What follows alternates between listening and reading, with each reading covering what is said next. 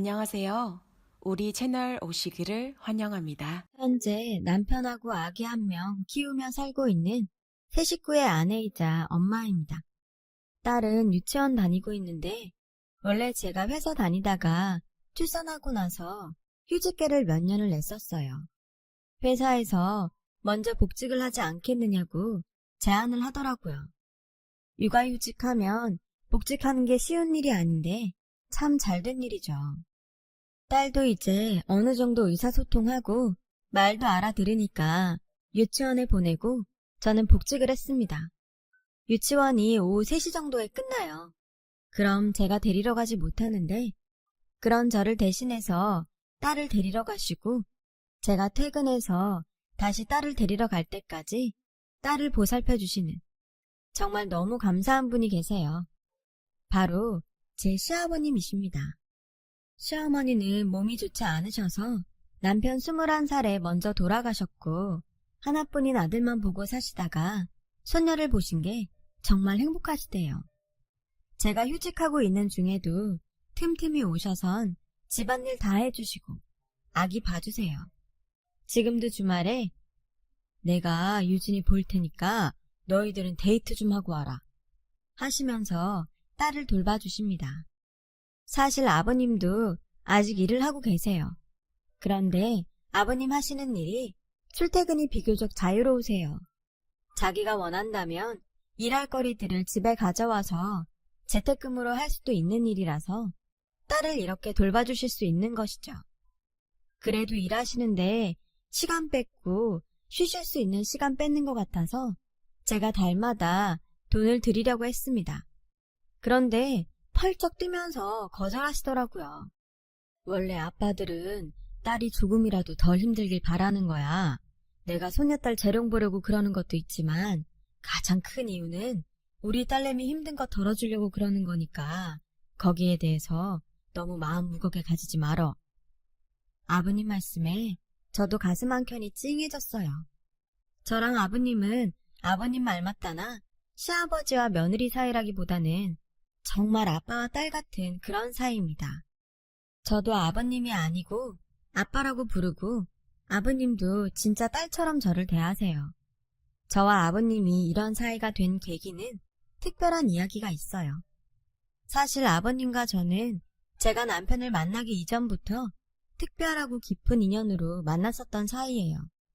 남편보다 훨씬 이전부터 아버님과 먼저 알았었죠. 저는 외동딸입니다. 엄마, 아빠, 저 이렇게 세 식구가 같이 살았어요. 부모님 사이도 좋으셨고 두 분은 바쁘셨지만 하나뿐인 딸이라고 제게는 뭐든 다 퍼주시는 분들이셨어요. 주말에는 쉬는 시간 아끼셔서 절 데리고 나들이 가시고 잘못을 해도 부드럽게 타일러 주시는 그런 선한 분들이셨죠. 그러나 저희 가족에게 슬픔이 찾아왔어요. 바로 아빠가 암 진단을 받으신 거예요. 제가 초등학교 3학년이던 10살 때였어요. 아빠가 그 무렵에 배가 아프시다고 자주 말씀하셨습니다. 그런데 요즘 회식이 잦아서 그런가? 요즘 일이 많아서 스트레스 받으니까 소화불량이 오는가 보네 하시면서 그냥 대수롭지 않게 넘기시거나 가스활명수 한 병 드시는 걸로 끝냈습니다. 그게 화근이었어요. 그때 빨리 병원을 갔어야 하는 건데 말이죠.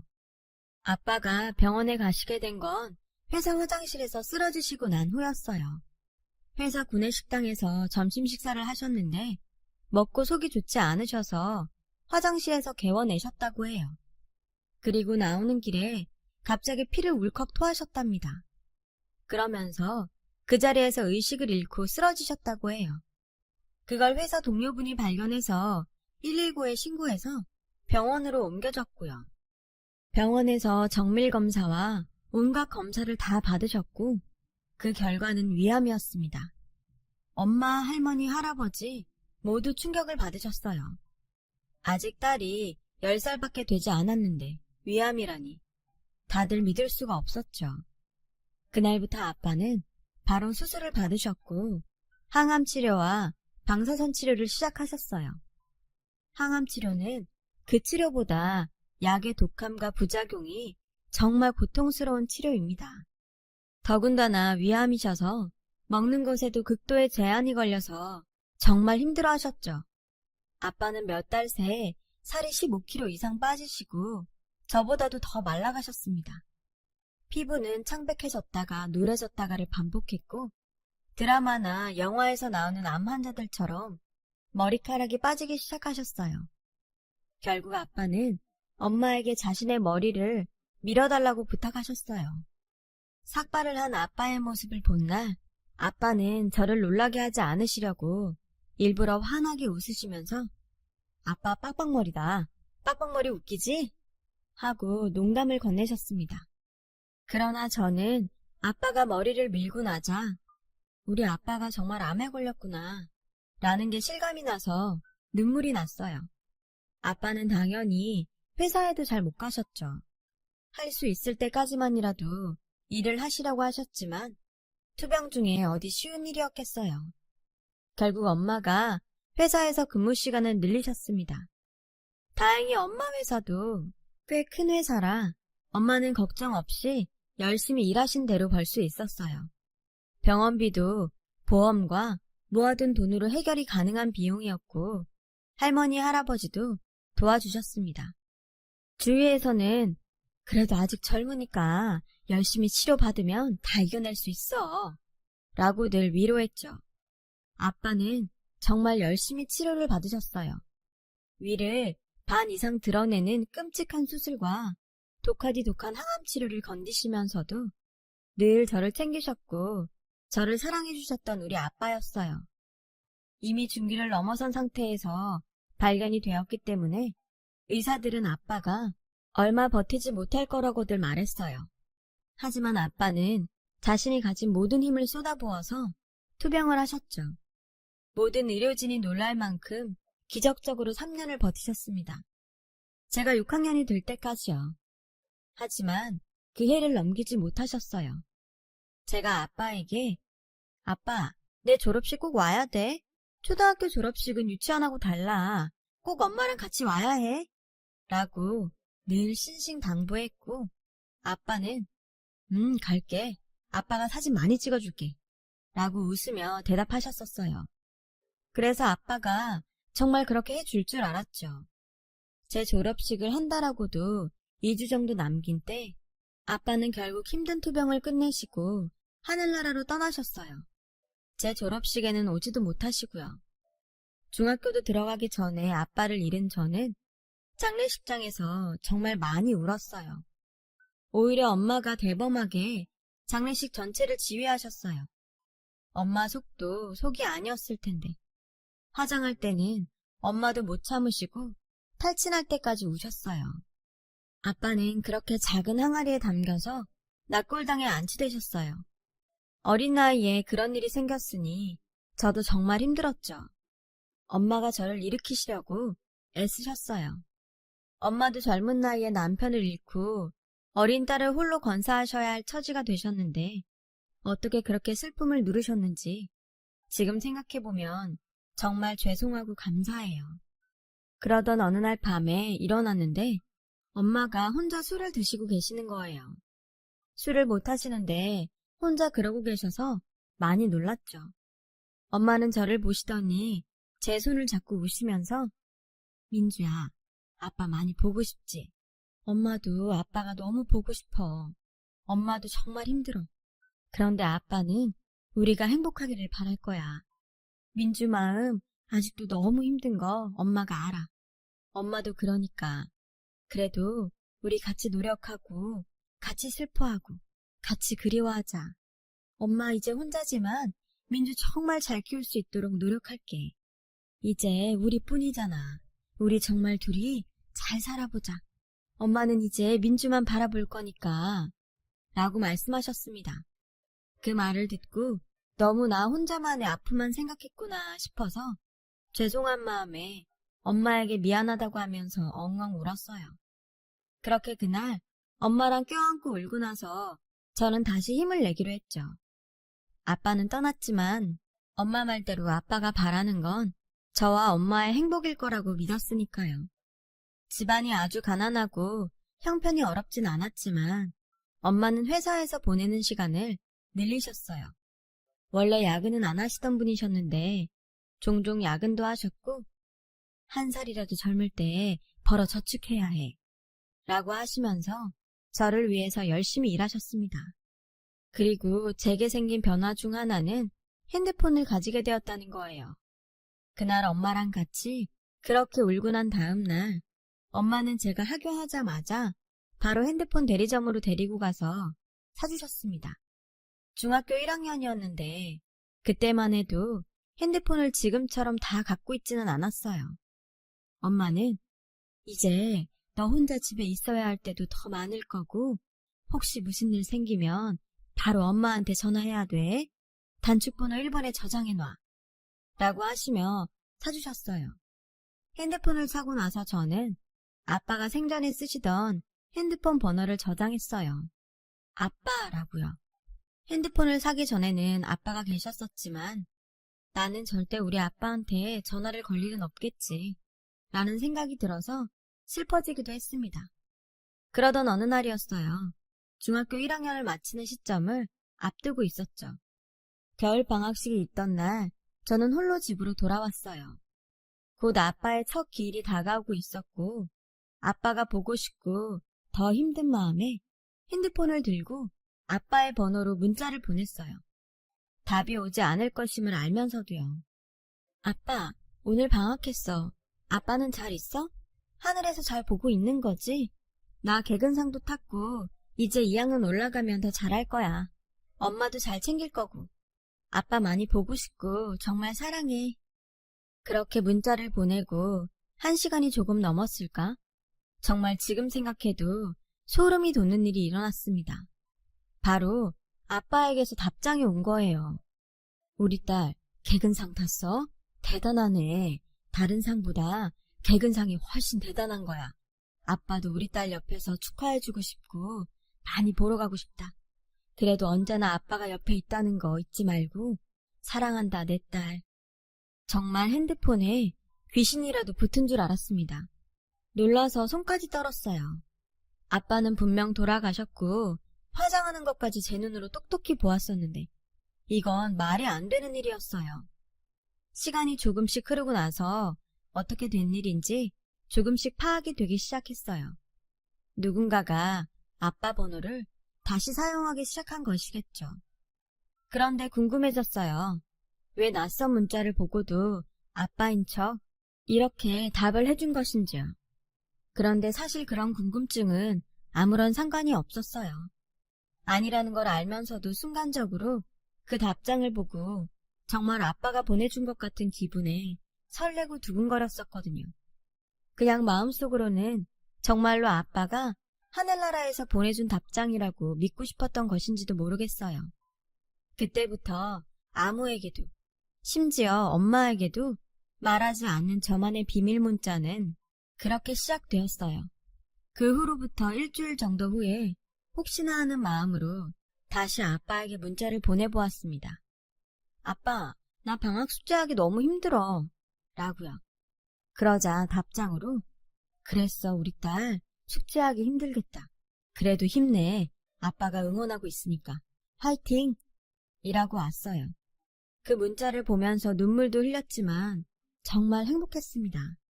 그래서 힘든 일 있을 때, 행복한 일 있을 때, 아니면 그냥 일상 속에서라도 문자를 보냈어요. 아빠에게.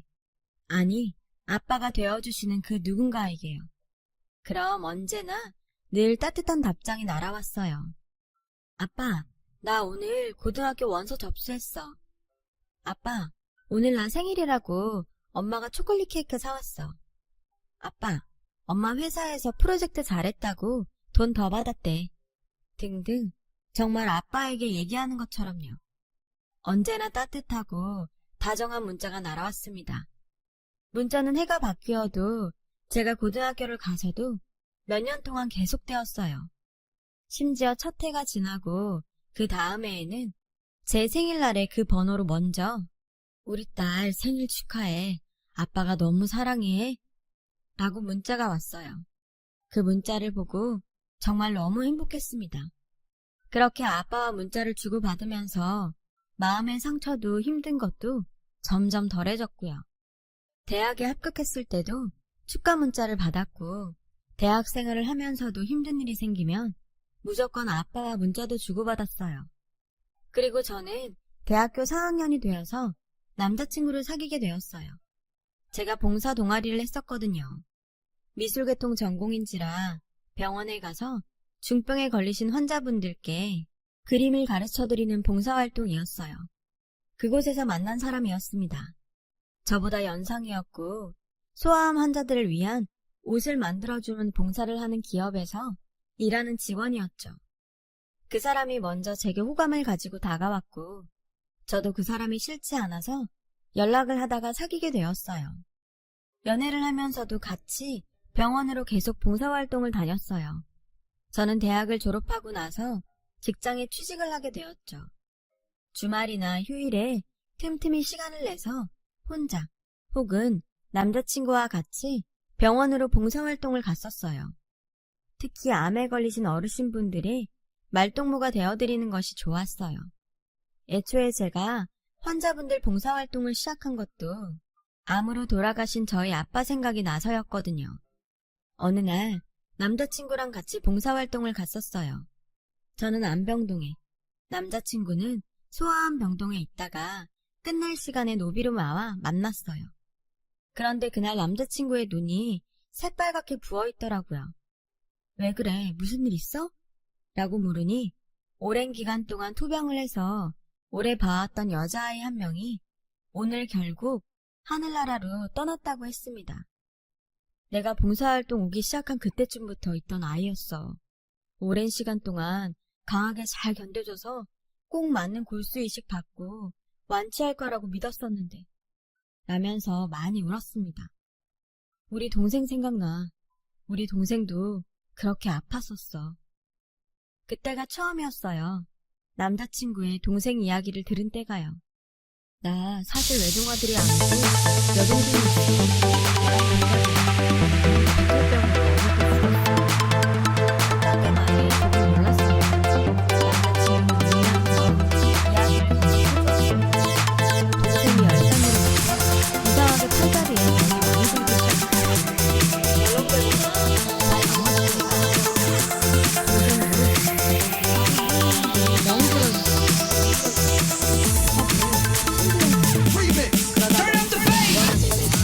결국 병원에 데리고 가봤는데 큰 병원에 가서 정밀검사를 받아보라는 거예요. 그때까지만 해도 설마 하면서 병원에 데리고 갔어요. 백혈병을 잘못 생각이 있었어요. 아무튼 그 어린 것수가 나올 때까지 시간을 치료를 받으면서 3년 가까이 투병했어요.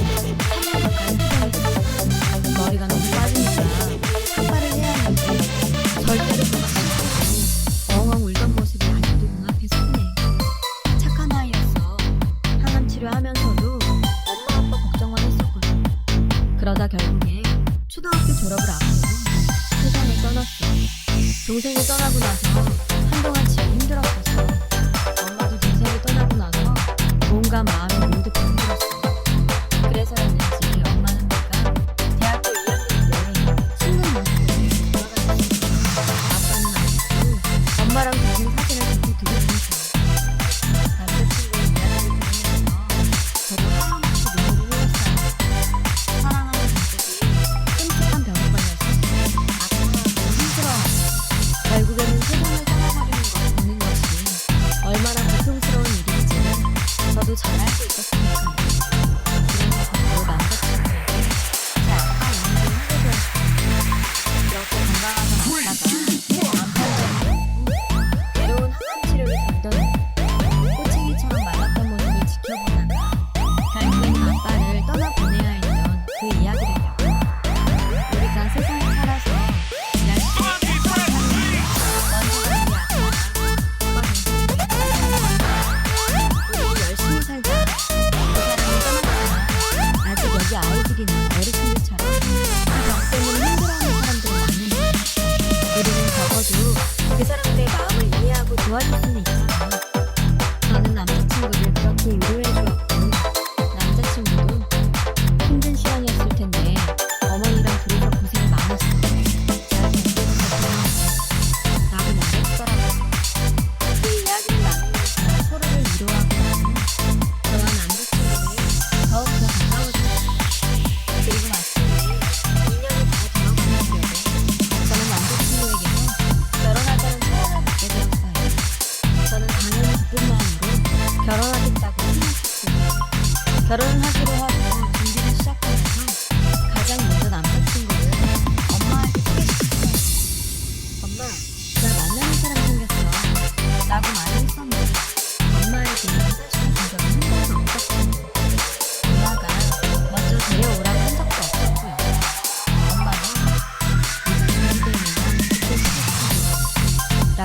부담을 주지 않으셨어요. 엄마, 그 사람이 나한테 결혼하자고 해서 내가 결혼하겠다고 했어. 엄마한테도 인사시켜주고 싶어. 라고 하시더니 잘 생각하고 결정한 거야. 한번 데리고 와봐. 라고 하셨어요. 남자친구는 집에 들어와서 엄마와 짤막한 인사를 나누자마자 곧바로 큰 절을 올렸습니다. 어머니, 혼자서 민주 키우시느라 고생이 정말 많으셨어요. 민주 같은 여자랑 결혼하게 되어서 정말 감사하게 생각하고 있어요. 앞으로 어머니도 제 어머니라고 생각하고 모시면서 민주랑 같이 행복하게 살겠습니다. 그 말을 들으신 엄마는 곧바로 이 친구 괜찮은 친구네 라고 한마디 하시고는 바로 상견례 날짜 잡고 빨리 준비하자. 그렇게 적극적으로 제 결혼을 추진하셨죠. 그 다음은 아버님이었어요. 저는 한껏 긴장한 상태로 아버님과 남자친구가 사는 집으로 갔어요. 아버님은 체구는 작으셨지만 온화한 인상이셨고 저를 웃으시면서 따뜻하게 맞아주셨어요.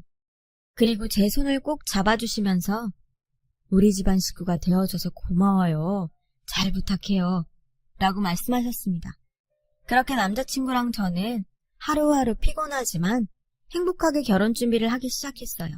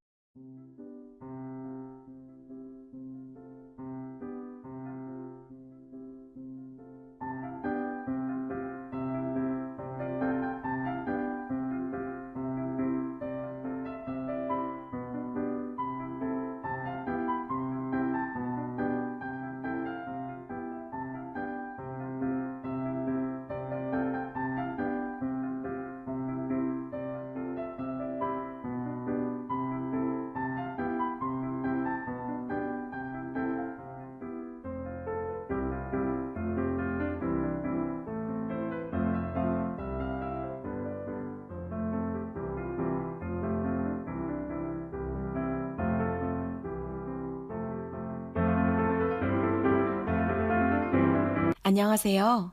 우리 채널 오시기를 환영합니다. 각자 외동인 상황이었고 양가 부모님도 한 분씩밖에 없었기 때문에 예단비조차 많이 생략되었습니다. 그래서 그 돈은 모아뒀다가 엄마랑 아버님 여행이나 한번 보내드리자고 말을 했었고요. 그렇게 결혼 준비를 하나하나 하던 중 청첩장을 받게 되었어요. 주위 친구들과 지인들에게 청첩장을 돌리다 문득 그런 생각이 들었습니다.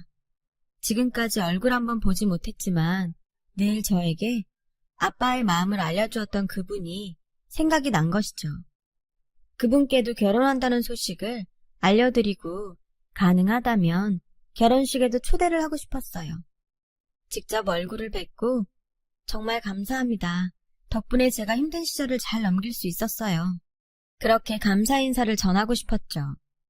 그래서 문자를 보냈습니다. 아빠, 나 결혼해요. 그래서 아빠가 결혼식에 와줬으면 해서요. 청첩장을 드리고 싶은데 혹시 만나뵐 수 있을까요? 라고요. 답장을 기다리는 동안 정말 너무너무 떨렸어요. 그리고 마침내 답장이 왔습니다. 우리 딸이 결혼해? 정말 축하해. 좋은 사람한테 가는 거지? 아빠도 너무 궁금하네. 그래, 아빠도 우리 딸 청첩장 한번 구경하자. 라고요. 그렇게 저는 10년이 훌쩍 넘어서 처음으로 아빠를 만나게 되었어요. 약속 장소인 카페로 가는데 정말 너무너무 떨렸어요. 조심스럽게 카페 문을 열고 들어가 주위를 둘러보면서 아빠를 찾았어요. 아빠는 꽃다발을 준비해서 갈 거니까 그걸 보고 찾으라고 하셨죠. 카페를 둘러보는데 한 테이블에 시선이 멈추는 거예요. 구석진 곳에 있는 테이블이었는데 위에 작은 꽃다발이 놓여 있었고, 의자에는 정말 저희 아빠와 비슷한 나이대로 보이는 아저씨가 한 분 앉아 계셨어요. 떨리는 발걸음으로 그곳을 향해 걸어갔습니다. 마침내 그분의 얼굴을 제대로 본 순간 저는 너무 놀라서 그 자리에 서 있었어요. 그분은 바로 남자친구의 아버님, 그러니까 제 예비 시아버님이셨거든요. 아버님도 저를 보고 깜짝 놀라시더니 아무 말도 하지 못하셨습니다. 저도 잠시 아무 말도 못하다가 이내 핸드폰 문자를 들어보이면서 혹시 아빠? 라고 한마디를 꺼냈어요. 아버님은 눈물을 보이시면서 민주가 내 딸이었구나. 민주가 내 딸이었어. 라고 말씀하셨죠. 너무나 기가 막히고 신기한 상황에 저도 아버님도 함께 울었어요. 우리 딸, 그렇게 아픈 것만 보다가 비척 마른 창백한 모습으로 보내고 정말 하루하루 너무 힘들었어. 그런데 너에게서 문자가 온 거야. 나를 아빠라고 부르는 여자아이는 다시는 이 세상에서 못 만날 줄 알았는데 그래서 너에게 그렇게 답장을 보냈다. 혹여나 내 마음에 괜히 또 다른 상처를 줄 수 있지 않을까 걱정했지만 나는 너무 행복했어. 아파서 먼저 간 우리 딸이랑 다르게 건강하게 무럭무럭 잘 자라는 것 같아서 그것도 행복했고 그런데 그 아이가 너였다니. 저는 아버님을 꽉 안아드리면서 아빠, 고마워요. 아빠도 내 아빠예요. 지난 시간 동안 힘들 때마다 아빠의 문자를 보면서 힘냈어요. 라고 말씀드렸어요. 그 후로 모든 이야기를 알게 된 엄마와 남자친구도 정말 놀랐고 엄마는 눈물을 흘리시면서 제 딸을 이렇게 아껴주셔서 감사합니다. 인사하셨죠. 그렇게 저희 둘은 결혼식을 올렸어요. 저는 그 후로도 아버님을 아버님이라고 부르지 않고 아빠 아빠 하면서 딸처럼 지내고 있습니다. 아버님도 그쪽을 훨씬 더 좋아하시고요. 하늘에 계신 아빠가 보내주신 최고의 선물인 것 같아요. 나중에 정말 다음 세상에 있다면 우리 아빠, 저 그리고 우리 두 번째 아빠까지 다 함께 만나서 서로 인사하고 즐겁게 웃으면서 놀고 싶네요. 앞으로 남편이랑 둘이 부모님께 효도하면서 행복하게 잘 살겠습니다. 제 이야기를 들어주셔서 감사합니다. 여러분, 사연 댓글에 응원과 현명한 조언 부탁드려요. 좋아요와 구독은 저에게 큰 힘이 됩니다. 오늘도 좋은 일 가득하세요.